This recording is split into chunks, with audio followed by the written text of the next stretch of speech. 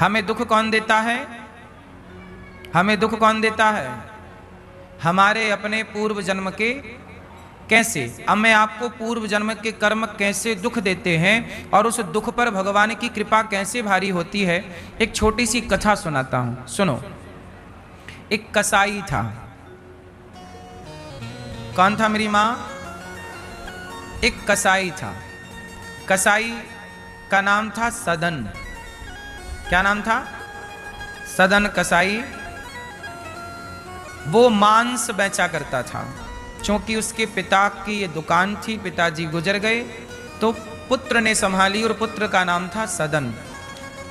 पर सदन मांस की दुकान तो चलाता था क्योंकि उसकी मजबूरी थी मांस बेचना, पर वो सत्संग भी करता था। सदन जहां भी कथा हो जाए, संत आए हैं तो दूर बैठ करके कथा सुना करता था। और कथा सुनते सुनते भगवान में अथाह प्रेम हो गया सदन का। खूब प्रेम करने लग गए। अब सदन ने कथा में सुना कि गुरुजी ने कहा है कि काम करते हुए नाम जपना है, भगवान से प्यार करना है। तो वो काम भी करता, पैसा भी कमाता और पैसे कमा के अपनी ज़रूरतें पूरी करता, और ज़रूरतें पूरी होने के बाद 2 पैसे बच जाएं तो किसी की सेवा भी कर देता कि भैया तुम भी रोटी खा लो। संतों की, साधुओं की सेवा भी करता सदन। परंतु सबसे बड़ा काम था उसका मांस तौलना, मांस बेचना। पर भगवान की कृपा इतनी हुई कि वो नाम जपता जाए मन में, श्रीमन्नारायण श्रीमन्नारायण, श्री कृष्ण श्री कृष्ण। और मांस, एक दिन क्या हुआ कि उसे शालिग्राम भगवान दिख गए। उसके घर पर ही कोई आ गया भगवान लेकर, पत्थर ले आए, भैया ये पत्थर ले लो और हमें इसके बदले थोड़ा 1 किलो मांस दे दो। तो वो पत्थर ले लिया, क्योंकि चिकना पत्थर, शालिग्राम भगवान चिकने होते हैं, सुंदर होते हैं। तो सदन ने वो पत्थर ले लिया और वो पत्थर लेकर के उसको तो बदले में मांस दे दिया। लेकिन वो पत्थर जो था, उस पत्थर में उसे अपने भगवान का दर्शन होने लग गया। और भगवान का दर्शन ऐसे होने लग गया कि उसे भगवान पर इतनी निष्ठा हो गई कि वो भगवान से बोला कि प्रभु आप इस पत्थर पर विराजे हैं तो अब मुझे बांट की जरूरत नहीं है। बांट समझते हैं? तौलने के लिए बांट होता है। तो उसने कहा कि ऐसा करो, अब आपसे ही मैं तौला करूंगा, तो आप हिसाब किताब ठीक रखना, मैं क्यों हिसाब रखूं। तो अब वो सारे बांटों को हटा दिया, उस भगवान जी के शालिग्राम जी को तराजू में रखा और वो भगवान से कहे कि हे प्रभु 5 किलो मांस चाहिए, तो भगवान 5 किलो के हो जाएं। किसी को चाहिए 1 किलो तो भगवान 1 किलो के हो जाएं। अब भगवान और सदन की दोनों की बड़ी पक्की दोस्ती हो गई। अच्छा, सदन को ये लगा कि ये कोई चमत्कारी पत्थर है।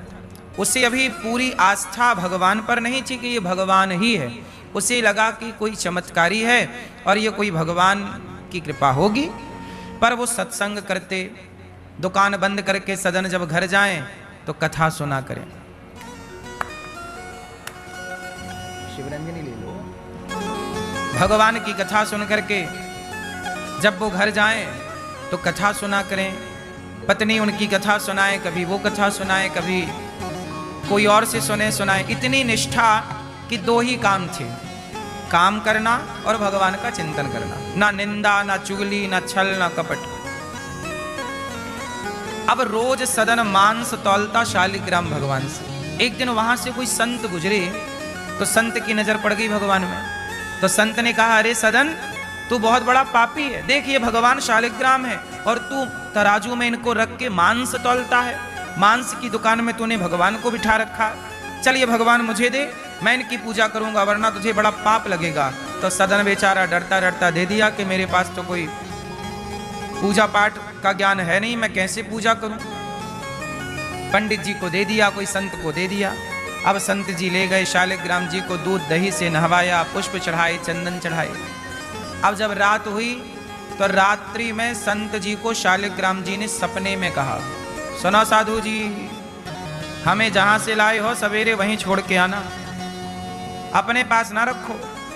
क्यों? अरे वो हमारा भक्त रोज तराजू में रख के हमें रोज झूला झूलाता था, रोज हम आनंद से झूला झूलते थे, तुम ला के बिठा दिए, तुरंत छोड़ के आओ हमें। अब रात कोई साधु जी दौड़े दौड़े सदन के घर पहुंचे। भैया सदन, दरवाजा खटखटाया, सदन ने दरवाजा खोला। जी हुजूर, जी मालिक, क्या हुआ संत जी?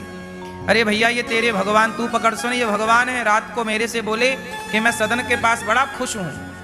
अब तो सदन रो पड़ा, हे प्रभु मुझे पता ही नहीं था कि ये भगवान है, मुझे तो लगा कोई पत्थर है जो चमत्कारी है, मुझे क्या पता था कि ये भगवान है।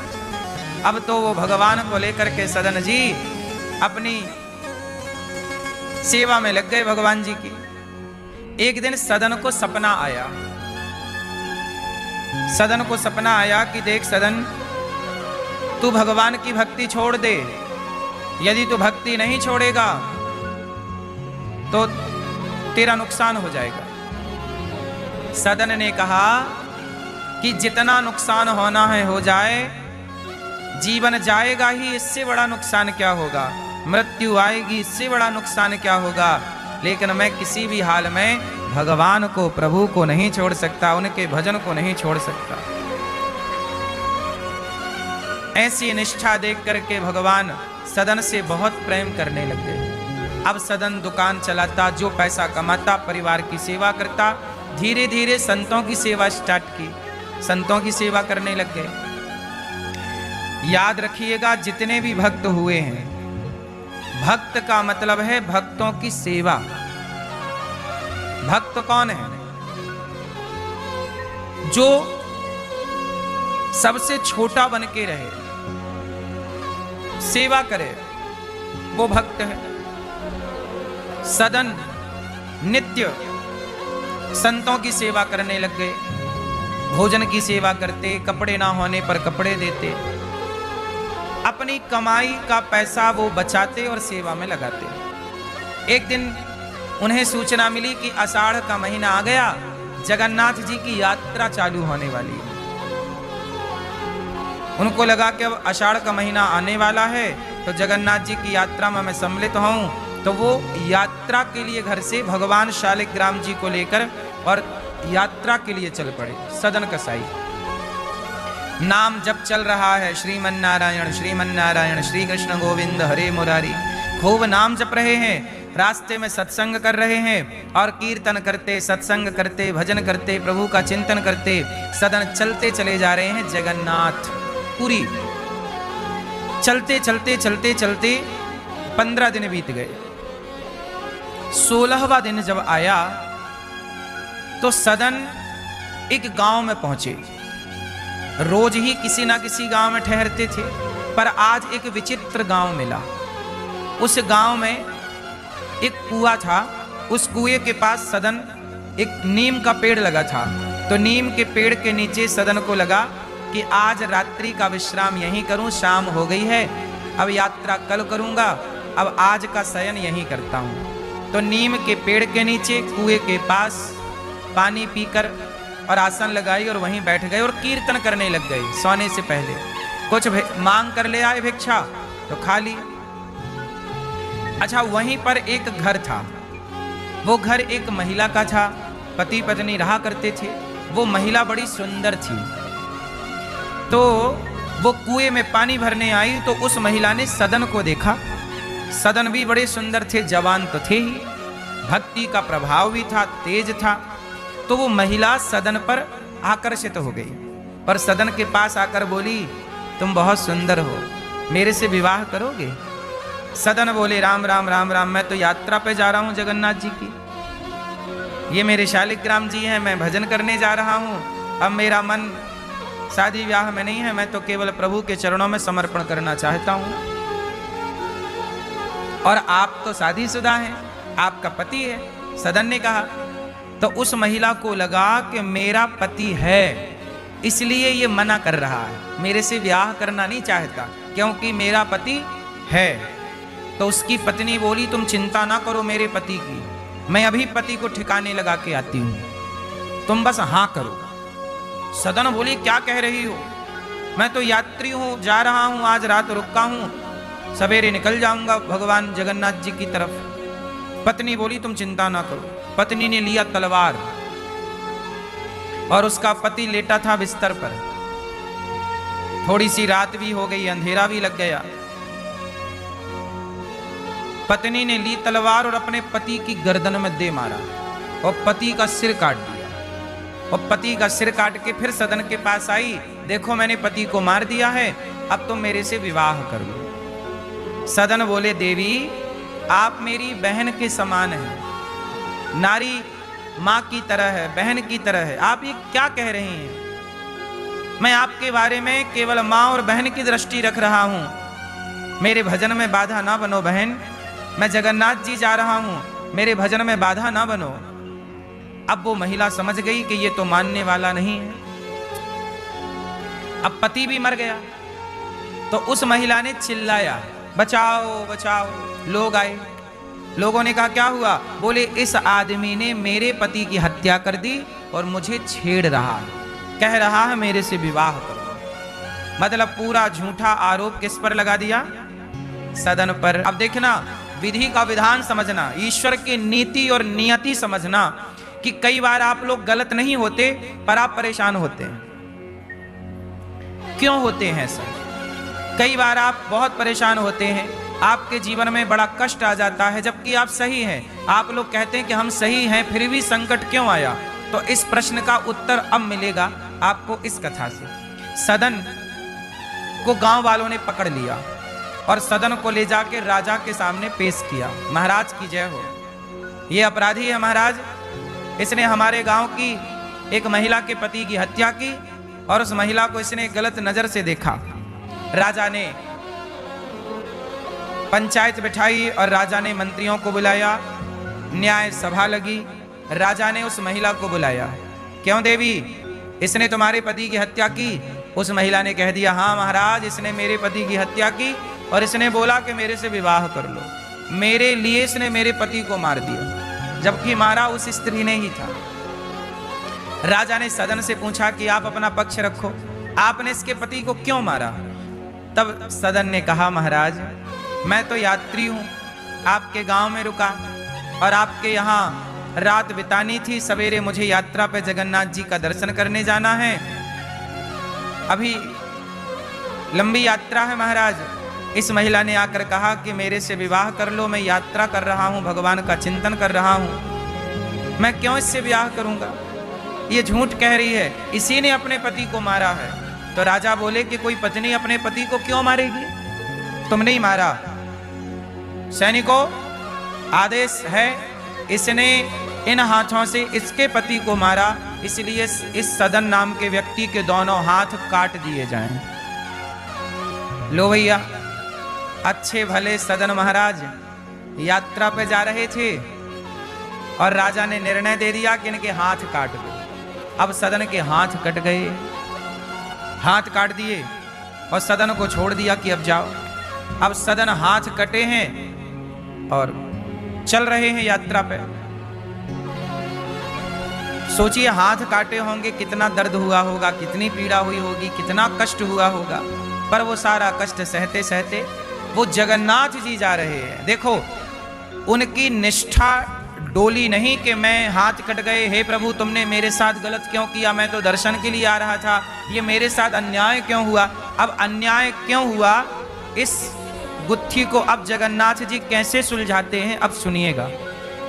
15 दिन बाद सदन जी पहुंच गए जगन्नाथ जी। जैसे ही जगन्नाथपुरी में प्रवेश किया तो भगवान जगन्नाथ जी ने अपने पुजारियों से कहा कि जाओ, मेरा एक भक्त आ रहा है, उस भक्त को पालकी पर बिठा करके लाओ। अब पुजारी दौड़े दौड़े गए, कहा कि प्रभु कैसे पहचान होगी कि आपका भक्त कौन है? तब भगवान जगन्नाथ जी बोले कि उसके हाथ भी मेरे हाथों की तरह आधे आधे हैं, मेरे भक्त के हाथ भी मेरी तरह आधे हैं, मतलब कटे हुए। जगन्नाथ जी के हाथ भी ऐसे हैं आधे। तो पुजारी गए तो सदन मिल गए, तो सदन को पालकी पर बिछाया और साथ सम्मान जगन्नाथ जी लाए। जैसे ही जगन्नाथ भगवान का दर्शन करने के लिए पालकी से सदन कसाई उतरे और जैसे ही जगन्नाथ भगवान को हाथ तो थे नहीं पर हाथ जोड़ने के लिए कटे हाथों से जैसे ही आगे हाथ बढ़ाए तो जगन्नाथ भगवान की कृपा से अपने आप उनके दोनों हाथ जैसे थे वैसे हो गए। हाथ उग आए अर्थात जस के तस हो गए भगवत कृपा से। और जब हाथ सही हुए तो सदन ने देखा कि मेरे तो हाथ सही हो गए। अब यहां ध्यान देना कि सदन के हाथ वापस आ गए, लेकिन 15 दिन तक हाथ नहीं थे, कट गए ना। और 15 दिन की यात्रा बाकी थी, तो 15 दिन बिना हाथ के थे। उन 15 दिनों में क्या था? वो सदन की परीक्षा की घड़ी थी। भगवान ये देखते हैं कि मेरा भक्त कहीं विचलित तो नहीं हुआ। अब सदन ने जगन्नाथ जी से सवाल किया कि हे प्रभु ये बताओ, जब हाथ लौटाने ही थे आपने मेरे हाथ लौटा दिए, जब हाथ लौटाने ही थे तो आपने मेरे हाथ कटवाए क्यों? अब ये सवाल है कि जब हाथ वापस ही करने थे तो हे जगन्नाथ जी बताइए कि मेरे हाथ आपने क्यों कटवा दिए? आप चाहते तो वो महिला मेरे पे गलत आरोप ना लगाती और हाथ राजा की आज्ञा से ना करते, क्योंकि आपकी मर्जी के बिना तो पत्ता नहीं हिल रहा है, आपकी ही तो सब कृपा से सब संसार चल रहा है। तब भगवान जगन्नाथ जी ने जो समझाया वो आप जरा समझिए। जगन्नाथ जी बोले कि सदन मैंने तेरे हाथ नहीं कटवाए। देखो व्यक्ति आरोप किस पर लगाता है कि भगवान ने मुझे दुख दे दिया। भगवान जगन्नाथ जी ने कहा कि सदन मैंने तेरे हाथ नहीं कटवाए, तो प्रभु किसने कटवाए? आपकी मर्जी के बिना तो पत्ता नहीं हिलता। तो भगवान बोले मेरी मर्जी के बिना पत्ता नहीं हिलता, ये बात तो सच है, पर ये पिछले जन्म का तुम्हारा कर्म था, उस कर्म का हिसाब हुआ है इस जन्म में, तब हिसाब हो नहीं पाया था। तो सदन बोले प्रभु क्या मेरा पिछला कर्म बाकी था? तब भगवान जगन्नाथ जी ने कहा सदन पिछले जन्म में तुम बहुत बड़े संत थे, जंगल में तपस्या कर रहे थे, तभी एक कसाई तुम्हारे आगे से गुजरा, उसकी गाय कहीं भाग गई, कसाई के हाथ से गाय छूट गई और जंगल में चली गई, पर वो गाय तुम्हारे आगे से गुजरी और ढूंढता ढूंढता कसाई आया और कसाई ने तुमसे पूछा, मतलब साधु से पूछा, हे साधु जी क्या आपने हमारी गाय को देखा है? मैं ले जा रहा था, हाथ से छूट गई। तो आपने साधु होकर के उस कसाई को गाय का पता बता दिया। गाय इस तरफ गई थी तो आपने अपने हाथों को उठाकर कहा कि हाँ मैंने देखा है गाय इस तरफ गई है गाय, और वहां नदी के किनारे चल रही है हरी हरी घास। कसाई जाता है चुपके से और गाय पकड़ लेता है और वो कसाई गाय को काट देता है। ये पिछले जन्म का हाल था। अब भगवान जगन्नाथ जी ने कहा कि अब ध्यान से सुनो, आपने कसाई का साथ दिया, इसलिए इस जन्म में आपको कसाई के घर में जन्म लेना पड़ा। इस जन्म में आपको याद रखिएगा, चोर का साथ दोगे तो आपको चोर बनना पड़ेगा, संत का साथ दोगे तो साधु होना पड़ेगा। आप पापी का साथ दोगे तो पापी कहलाओगे और पुण्यात्मा का साथ दोगे तो पुण्यात्मा कहलाओगे। इसलिए कहता हूं कि सदन ने एक कसाई को गाय का सही पता बता दिया। अच्छा एक बात बताओ, झूठ बोलना पाप है, पर कुछ जगह ऐसी है जहां झूठ बोल देना पुण्य होता है। कुछ जगह ऐसी है जहां झूठ बोलना पाप है, ये तो सुना है आपने, पर कई सिचुएशन ऐसी हैं, कई परिस्थितियां ऐसी हैं जहां झूठ बोलना क्या हो जाता है? बोलो मेरी माँ, पुण्य। कहा?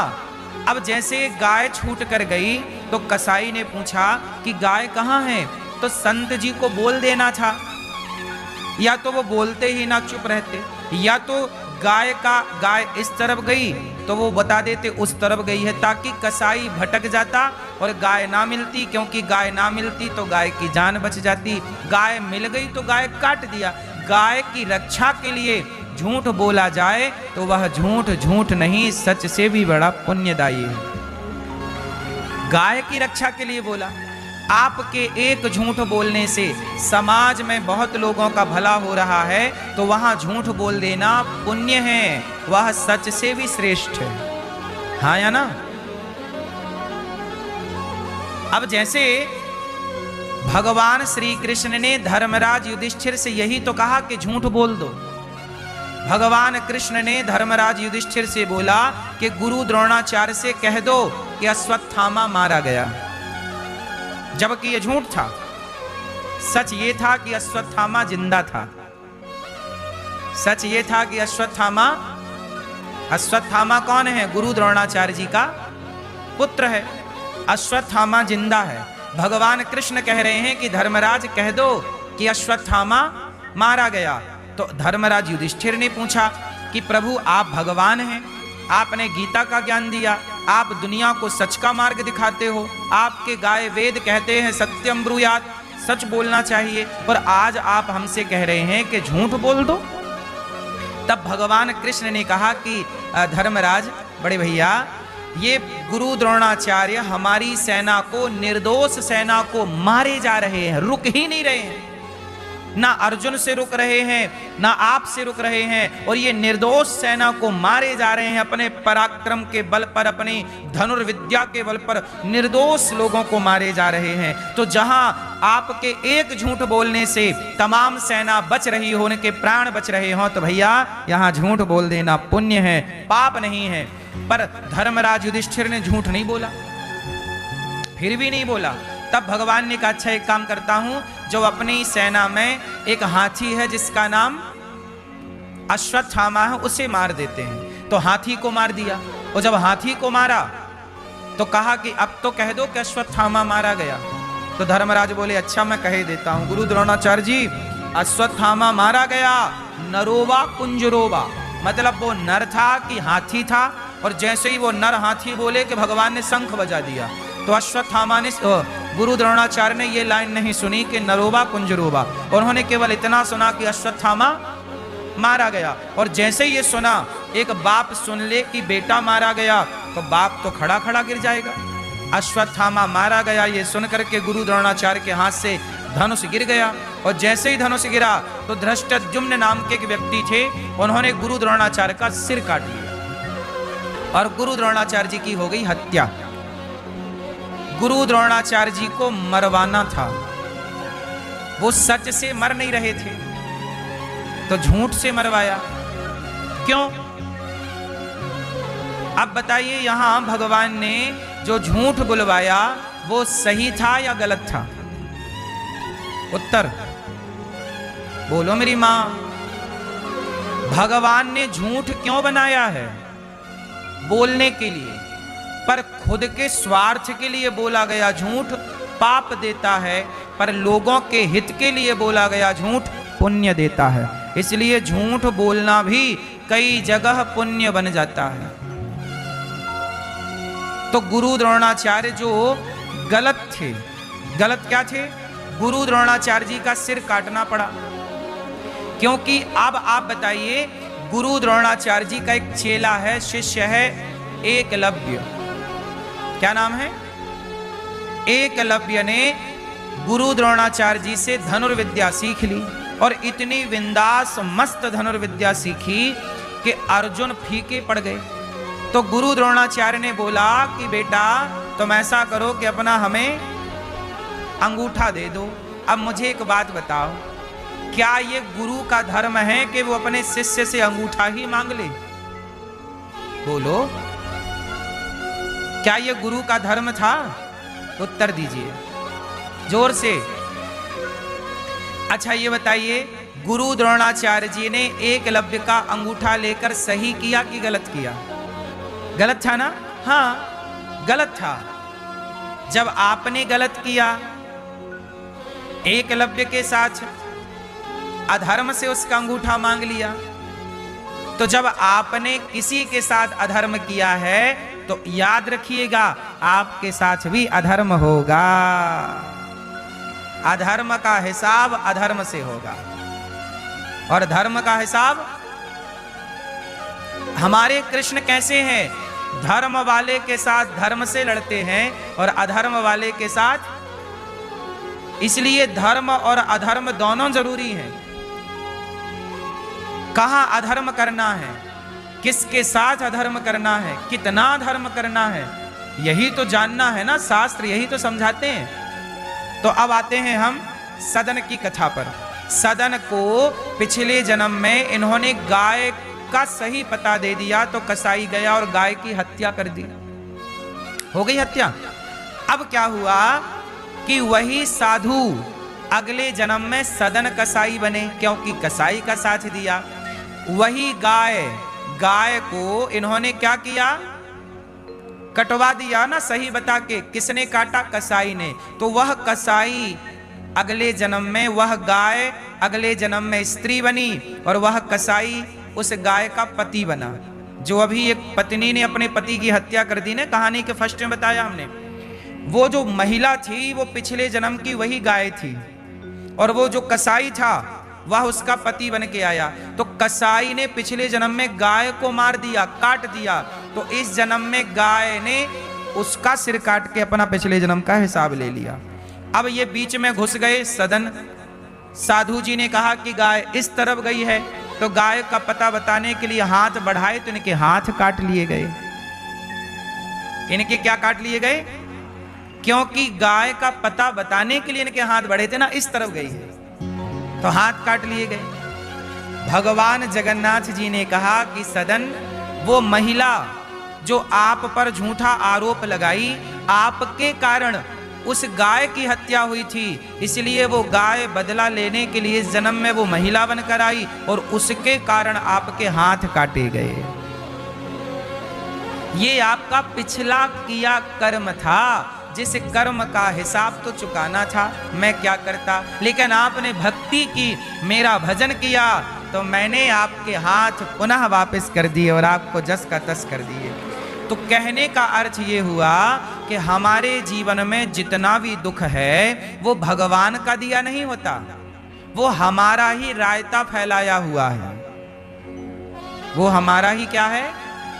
जो हम लोगों ने रायता फैलाया है। जो हम पाप करते हैं अपने स्वार्थ के लिए, किसी के साथ बुरा करते हैं, किसी की हत्या करते हैं, किसी को हम सताते हैं, तो जो हमने इस जन्म में आपको परेशान किया, अब बताओ हम आपको इस जन्म में परेशान करें तो आप भी तो हमें परेशान करोगे ना किसी जन्म में। एक सांप था। कौन था? एक सांप था। वो सांप को ना बहुत सारी चींटियां खा रही थी, उसको कहीं चोट लग गई होगी। अच्छा, आपको पता है कि सांप को तनिक भी चोट लग जाए तो फिर सांप को जिंदा चींटियां खा जाती हैं। सांप में चींटियां लग जाती हैं, इसलिए सांप को कहीं जरा चोट बस लग जाए तो सांप का अंत तय है। ठीक, खुश रहिए। भोजन प्रसादी। एक सांप था, वो सांप को ना हजारों चींटियां लगी थी। वो सांप जिंदा था, वो चींटियां इस तरह से उसे खा रही थी कि बस वो आखिरी सांस ले रहा था। एक सांप तड़प रहा था, चींटियां लगी थी। तभी वहां से कोई साधु गुजरे, तो साधु ने देखा सांप को, तो सांप ने साधु से कहा, सर्प ने साधु से कहा कि हे साधु जी, ऐसी कृपा करिए, एक पत्थर उठाइए और जरा मेरे फण पर, मेरे मुंह पे मार दीजिए, मैं मर जाऊं। ये चींटियां मुझे धीरे धीरे खा रही हैं, बड़ा कष्ट हो रहा है। अब बताइए कि आपके हाथ पांव बांध करके डाल दिया जाए और आप पे चींटियां लग जाएं, तो इससे दर्दनाक कोई मौत हो सकती है?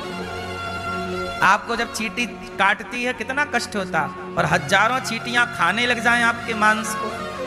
सोचिए, 2-4 दिन में आपको फिनिश कर लेंगी चींटियां, हाँ या ना? तो सांप बोला कि हे साधु जी, एक पत्थर पटक दीजिए मेरे सिर पर ताकि मैं मर जाऊं, बहुत कष्ट हो रहा है। तो संत जी बोले कि मैं तेरे ऊपर पत्थर पटक दूंगा तो तुझे मारने की हत्या मुझे लग जाएगी, मैं क्यों पाप लूं? तो सांप ने कहा, साधु जी ये बताओ कि आखिर मैंने इन चींटियों का बिगाड़ा क्या है? ये चींटियां मुझे क्यों खा रही हैं? तब साधु जी ने कहा कि देख भैया, इस संसार में कुछ भी यूं ही नहीं हो रहा है, हर कार्य के पीछे कोई कारण है। यदि ये चींटियां तुझे खा रही हैं तो निश्चित जान कि इन चींटियों का तेरे से कोई पिछला लेन देन है। तो सांप बोला, आप ही बताओ कि इन चींटियों से हमारा क्या लेन देन था? तब कहा संत जी ने कि तू बुरा ना माने तो मैं बता दूं। कहो महाराज। तब संत ने कहा, तू पिछले जन्म में नेता था और ऐसे ही जनता का खून चूसता था, जैसे ये चींटियां तेरा चूस रही हैं। तूने नेता बनकर, राजा बनकर, बड़ा बनकर लोगों को बड़ा सताया। जब तूने जनता जनार्दन को सताया तो वो पाप तो तुझे लग ही गया। एक को नहीं, तूने हजारों को सताया। वो हजारों जिन जिन को सताया, वो चींटी बनकर के आज तुझे सताने के लिए आई हैं और तू सांप बना पड़ा है। ये तेरा मांस इसलिए खा रहे हैं क्योंकि तूने उनका खून चूसा है। सरकार पैसा देती थी कि समाज की ये सेवा में लगाना, तू सारा पैसा खा जाता था। तू पद का दुरुपयोग करता था, इसलिए ये चींटियां तुझे इस तरह से खा रही हैं। इसका मतलब ये समझो मेरी माँ कि इस सृष्टि में अपने से कुछ भी नहीं हो रहा है। अपने से यदि आपको कोई सता रहा है तो समझो कि वो विधि है, वो विधान है कि आपने भी जरूर उसे सताया होगा, इसलिए वो आपको सता रहा है। इसलिए कहता हूं कि ना काहू से दोस्ती, ना काहू से बैर, कबीरा खड़ा बाजार में सबकी चाहे खैर। किसी से दोस्ती नहीं, दुश्मनी नहीं। सदन कसाई, केवल गाय का पता बताने से उनको कसाई बनना पड़ा और फिर इस जन्म में जाकर भक्ति करके कल्याण किया। इसलिए मेरी माँ, ये संसार की माया, ईश्वर की माया बड़ी प्रबल है, हमें अपनी ओर खींचती है। हम खिंचे चले जाते हैं और हम दोष लगाते हैं कि भगवान ने हमें दुख दिया। कभी भी ईश्वर किसी को दुख नहीं देते। मैंने जो बुरा किया था तो मेरे साथ बुरा होगा, मैंने जो भला किया था तो मेरे साथ भला होगा। भला कीजिए भला होगा, बुरा कीजिए बुरा होगा। वही लिख लिख के क्या होगा, यही सबको चुकाना है। सजन रे झूठ मत बोलो, प्रभु के पास जाना है। यहाँ तो कर्मों का दंड भोगने आए हैं हम सब। क्या भोगने आए हैं हम सब? क्या भोगने आए हैं मेरी माँ? कर्मों का। इसलिए दोष ना दो, इसलिए कहता हूं न देना दोष किस्मत को, विपत्ति तो सब पे आती है। जीवन में जब दुख आए, जीवन में जब कष्ट आए तो समझ लेना कि कोई पाप था जो कट रहा है। हंसते हंसते काटो, किसे दोष दे दें बताओ। अब सदन को हाथ काट लिए गए, किसका दोष था? हम लोगों के जीवन में जरा सा कष्ट आ जाए तो हमें ये लगता है कि भगवान कष्ट दे रहे हैं। नहीं मेरी माँ, न दे, वो हमारा ही पाप होता है जो हमें भोगना होता है। इसलिए आप लोग अपने पापों को भोगने के लिए तैयार रहिए। न देना दोष किस्मत को, विपत्ति तो सब पे आती है। विपत्ति आई राजा दशरथ पे, राम जब जा रहे थे वन को। विपत्ति आई राजा दशरथ पर, राम जब जा रहे थे। विपत्ति तो भगवान के पिता पे आई। बोलो हाँ। चलो बताओ, भगवान के पिता दशरथ जी तड़प तड़प के मर गए, ये विपत्ति है या नहीं? भगवान का बाप तड़प रहा है साहब। कौन तड़प रहा है? भगवान के पिता तड़प रहे हैं।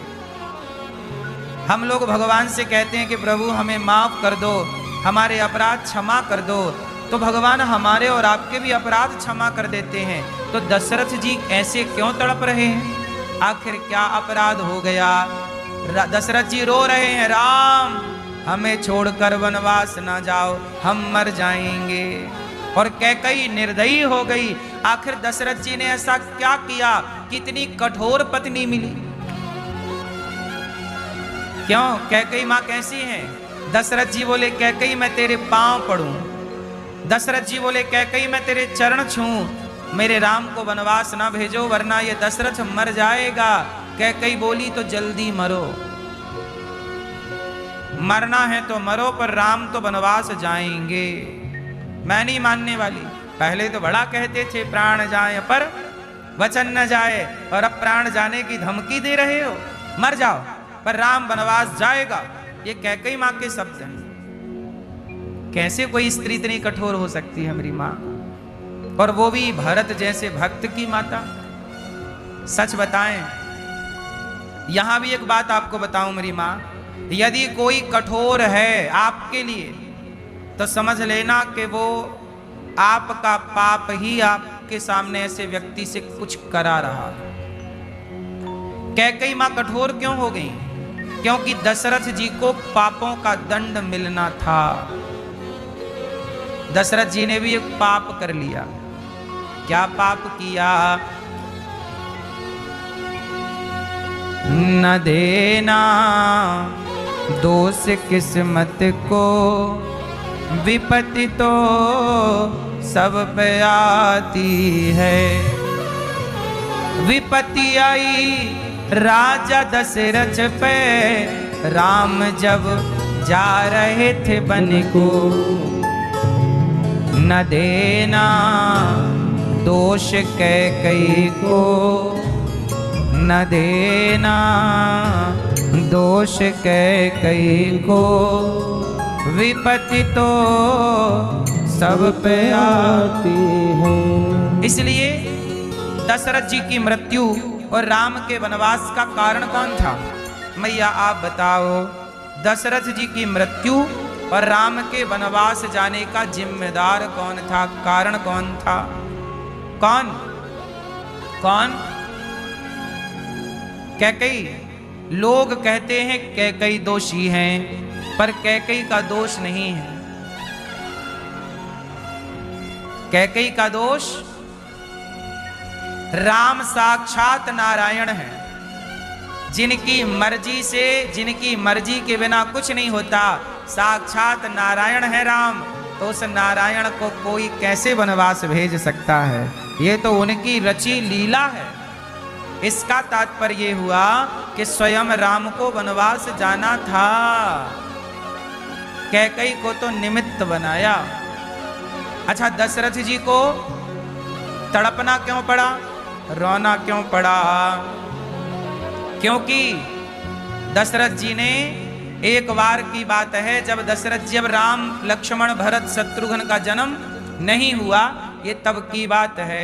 एक बार अवध के अयोध्यापति राजा दशरथ जी जंगल गए और उनका मन हुआ कि चलो आज जंगल में शिकार करते हैं।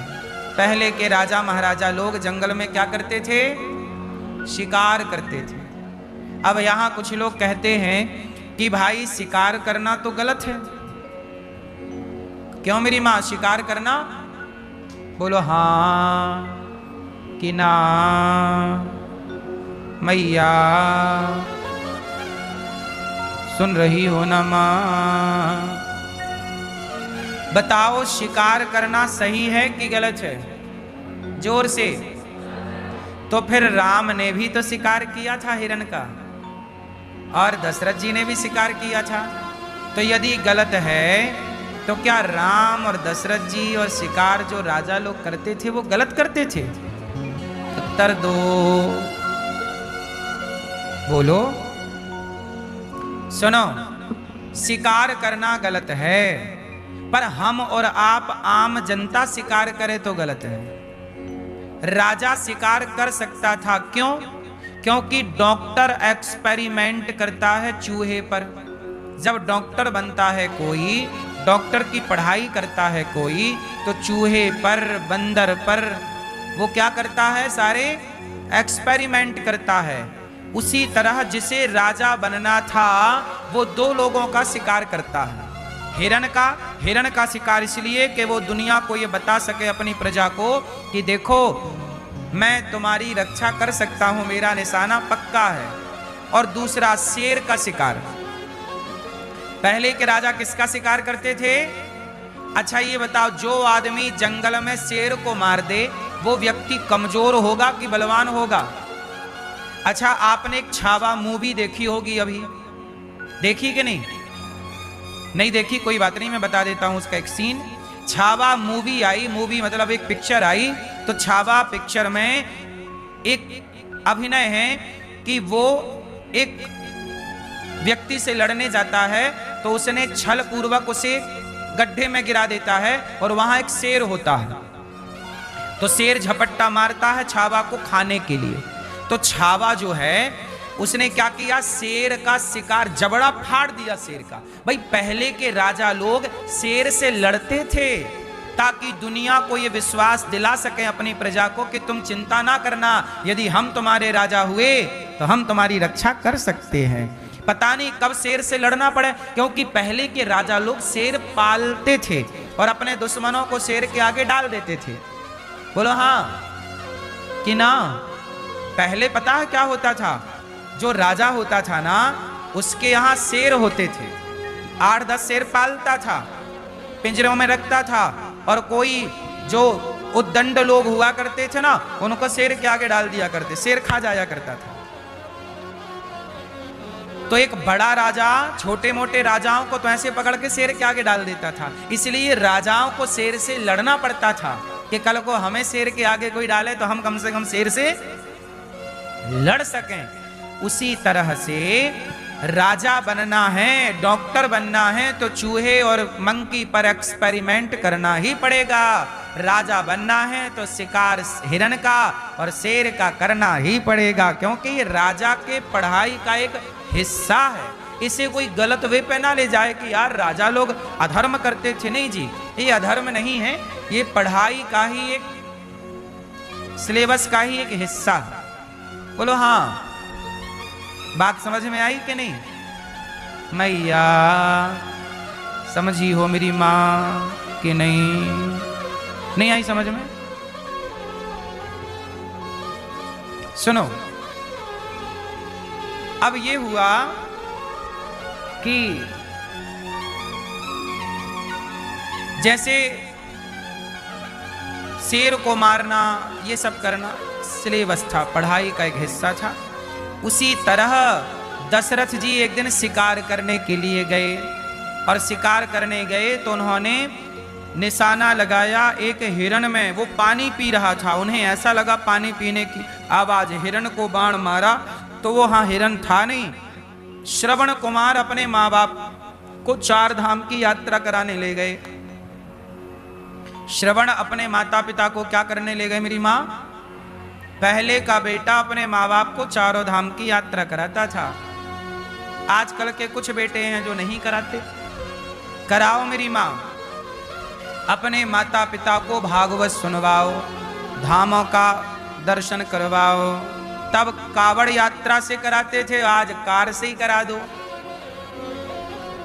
अभी 14 अगस्त को यहाँ भागवत जी के पोथी पाठ बैठेंगे, आप लोग भी अपने पितरों के लिए, पूर्वजों के लिए भागवत जी के पोथी पाठ बिठा सकते हैं। अभी 14 तारीख से यहाँ भागवत जी के पोथी पाठ, तो आप भी अपने ये कृष्ण जन्माष्टमी के पावन पर्व में आप भी अपने माता पिता के नाम से भागवत जी के पोथी पाठ करा सकते हैं। भागवत जीवन में जरूर सुनना चाहिए। भागवत सुनने से ही व्यक्ति निष्पाप होता है। हम सबसे जाने अनजाने में बड़े पाप हो जाते हैं, क्या करें? बोले कथा सुन लो, उन पापों से आप बच जाएंगे, निष्पाप हो जाएंगे। जैसे आग की एक चिंगारी बड़े बड़े ढेर को जलाकर समाप्त कर देती है, उसी तरह जीवन भर के पाप करने वाला व्यक्ति यदि भगवान की शरणागति ग्रहण कर ले तो भगवान उसे निष्पाप कर देते हैं। भागवत की महिमा है, शरणागति की महिमा है। अब हुआ ये कि दशरथ जी गए और उन्होंने एक बाण छोड़ा, जो बाण जाके सीधे श्रवण कुमार की छाती पे लगा। दशरथ जी दौड़े दौड़े गए कि हिरण मर गया। हिरण तो मरा नहीं, तड़पने लग गए। श्रवण कुमार को तड़पता हुआ देखा तो दशरथ जी बोले, हे श्रवण, हे तुम कौन हो? मेरा नाम श्रवण है। कहाँ जा रहे थे? बोले अपने माँ बाप को तीर्थ यात्रा कराने चला, तभी मेरे माता पिता को प्यास लगी तो मैं उनके लिए पानी लेने आया। दशरथ जी से श्रवण कुमार ने कहा कि महाराज आपने मुझे किस अपराध का दंड दिया है, क्यों मुझे मारा आपने। दशरथ जी बोले मेरे से बड़ी गलती हो गई, आप मुझे कोई दंड दे दीजिए। श्रवण कुमार ने कहा कि मैं आपको कोई दंड नहीं देता, मेरे माता पिता अंधे हैं और वो प्यासे हैं, बस आप इतना करिए कि मेरे माँ बाप तक ये पानी पहुँचा दीजिए। दशरथ जी श्रवण कुमार तड़प तड़प के मर गए और दशरथ जी पानी लिए और उनके अंधे माँ बाप तक पहुँचे।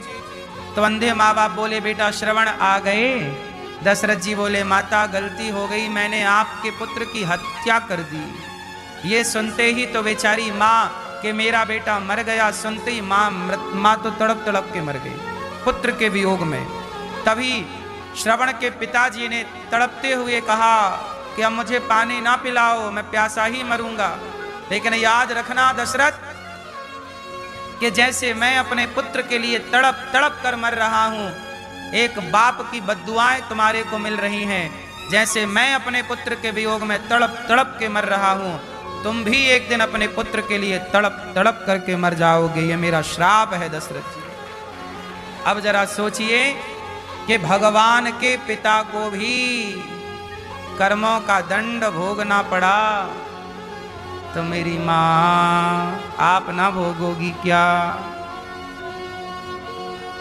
भैया आप ना भोगेंगे क्या?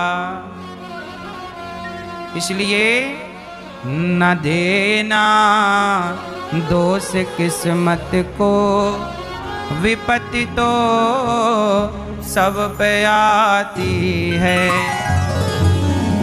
विपत्ति आई अंधा अंधी पे, लाल श्रवण सा पाया है। जिसका बेटा श्रवण जैसा है, यदि उसके भाग्य में भी दुख है तो दुख मिलना है। श्रवण के माँ बाप को भी श्रवण जैसा पाके भी रोना तो पड़ा ही आखिरी में।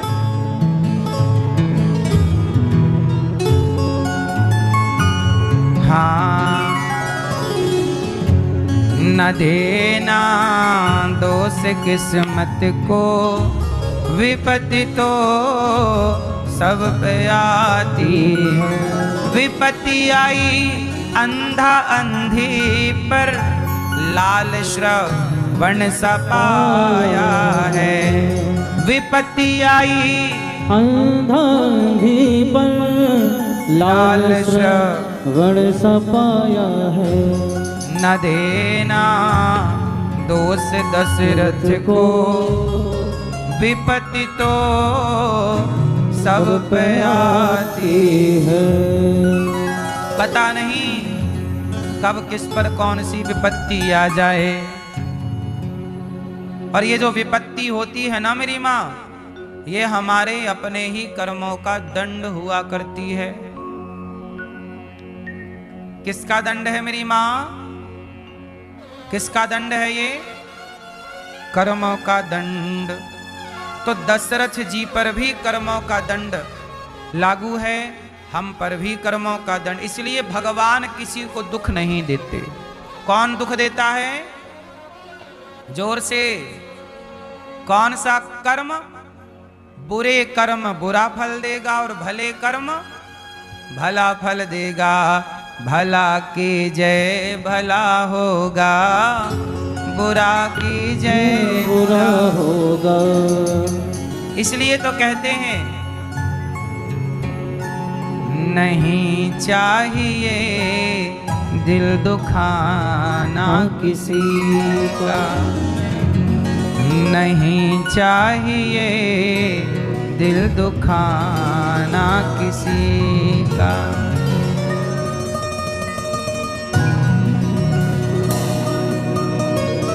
सदा ना रहा है, सदा ना रहेगा जमाना किसी का।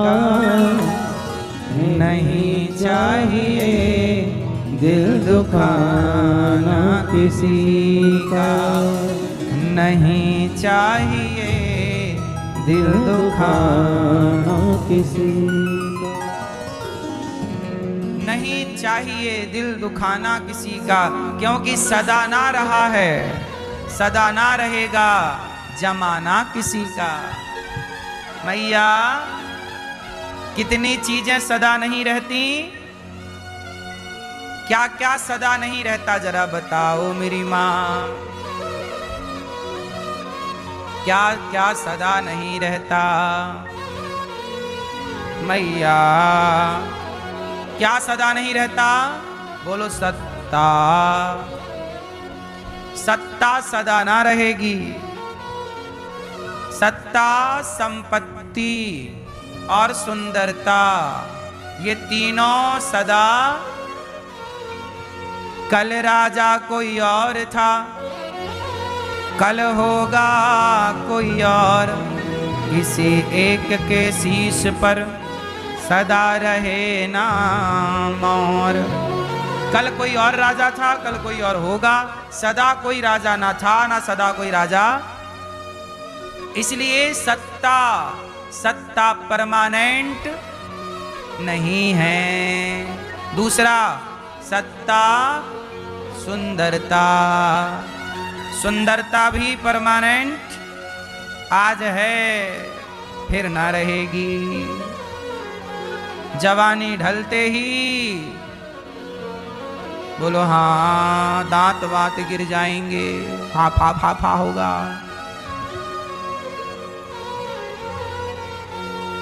तो सत्ता, सुंदरता और संपत्ति, ये संपत्ति सदा नहीं रहेगी। इसलिए धन पाके ज्यादा घमंड ना करना साहब। संपत्ति लक्ष्मी चंचल है, आज है तो घमंड ना करो, कल रहेगी इसकी कौन गारंटी लेगा। इसलिए घमंड ना, मिला है तो उसका सही उपयोग करिए, समाज की सेवा में लगिए और लगाइए, पैसा कमाइए, समाज की खूब सेवा करिए। परमानेंट नहीं है जगत में कोई न परमानेंट। मैया क्या आप परमानेंट हो मैया? जगत में ओ मेरी माँ, जगत में कोई न परमानेंट, जगत में कोई न परमानेंट, जगत में कोई न परमानेंट, जगत में कोई न परमानेंट, जगत में कोई न परमानेंट, जगत में कोई न परमानेंट। तेल चमेली और कोई साबुन, तेल चमेली और कोई साबुन, तेल चमेली और कोई साबुन, तेल चमेली और कोई साबुन, चाहे लगा लो सेंट, जगत में कोई न परमानेंट, जगत में कोई न परमानेंट। भैया आप में से कितने लोग परमानेंट हैं? तेल चमेली और कोई साबुन, तेल चमेली और कोई साबुन, तेल चमेली और कोई साबुन, तेल चमेली और कोई साबुन, चाहे लगा लो सेंट, जगत में कोई न परमानेंट, जगत में कोई न परमानेंट। और आवागमन लगा दुनिया में, आवागमन लगा दुनिया में, आवागमन लगा दुनिया में, आवागमन लगा दुनिया में। ये दुनिया में क्या लगा है? आना और आए और चले गए, खत्म कहानी।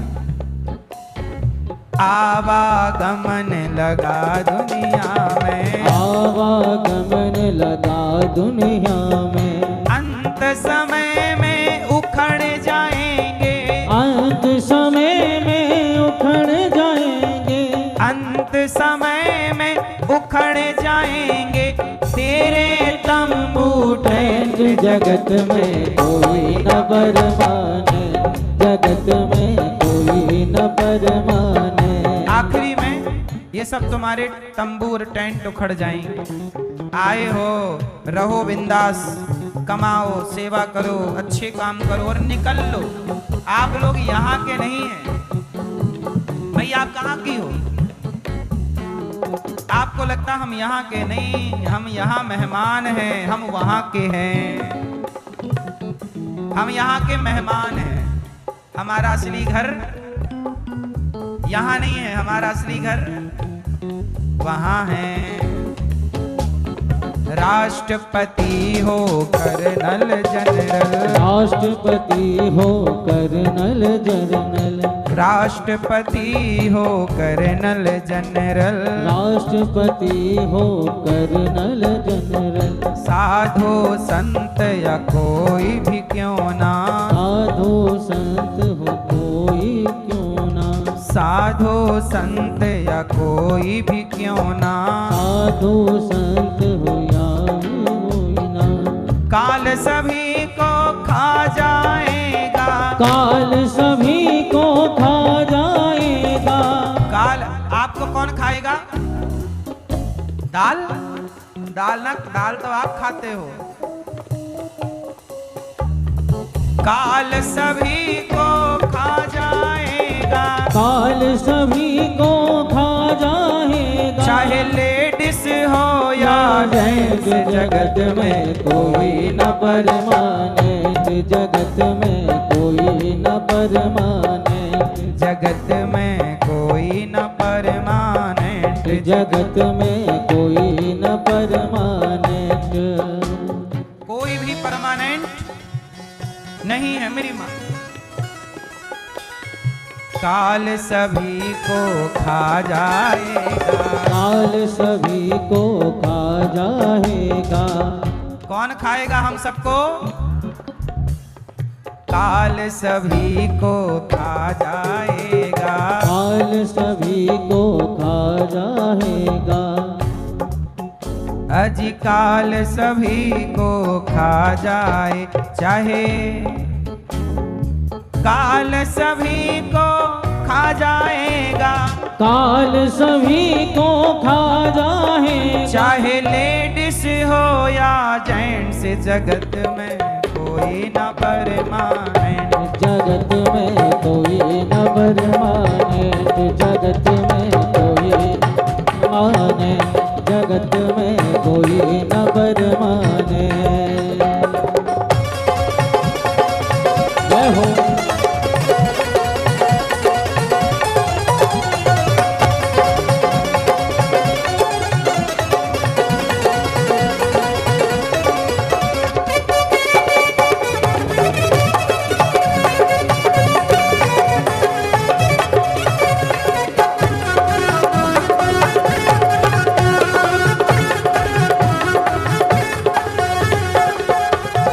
हरिद्वार चाहे काशी मथुरा, हरिद्वार चाहे काशी मथुरा, हरिद्वार चाहे मथुरा काशी, हरिद्वार चाहे मथुरा काशी। मन में नाम प्रभु का राखो, मन में नाम प्रभु का राखो, मन में नाम प्रभु का राखो, मन में नाम प्रभु का राखो। चाहे धोती पहनो या पैंट, जगत में कोई न परमानेंट, जगत में कोई न परमानेंट, जगत में कोई न परमानेंट, जगत में कोई न परमानेंट, जगत में कोई न परमानेंट, जगत में कोई न परमानेंट, जगत में कोई न परमानेंट, जगत में कोई न परमानेंट, जगत में कोई न परमानेंट।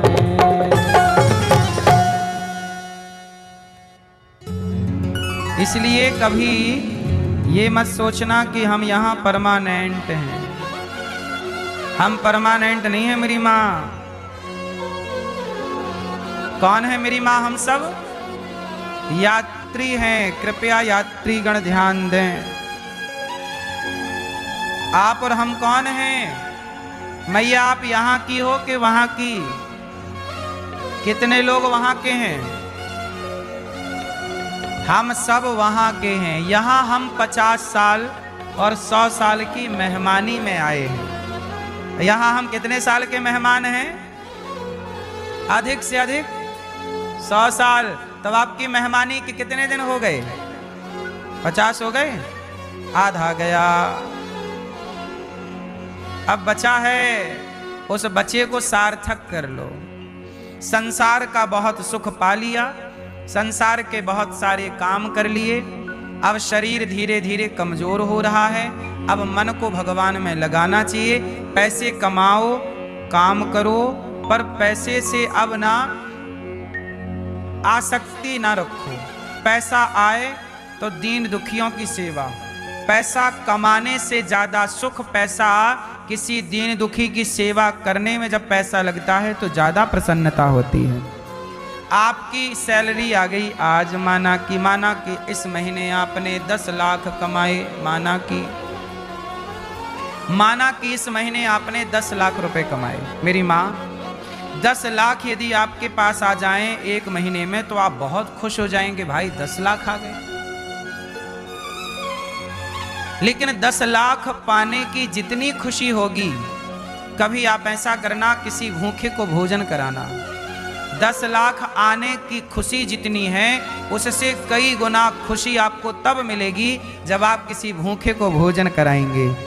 और वो भोजन कराने में 1-2 व्यक्ति को भोजन कराने में ज़्यादा से ज़्यादा 200-500 का खर्चा होगा। तो 10 लाख कमाने में जितनी खुशी है, उससे ज़्यादा खुशी 500 रुपये का भोजन किसी भूखे को देने की है। तो देने से सुख ज़्यादा मिलता है, लेने में सुख कम मिलता है। हाँ या ना? ये बात सही है कि गलत है? इसलिए सबसे बड़ा सुख क्या है? सभी में बांट कर खाए, उसे इंसान कहते हैं। पराया दर्द अपनाए, उसे इंसान कहते हैं। सभी में बांट कर खाए, उसे इंसान कहते हैं।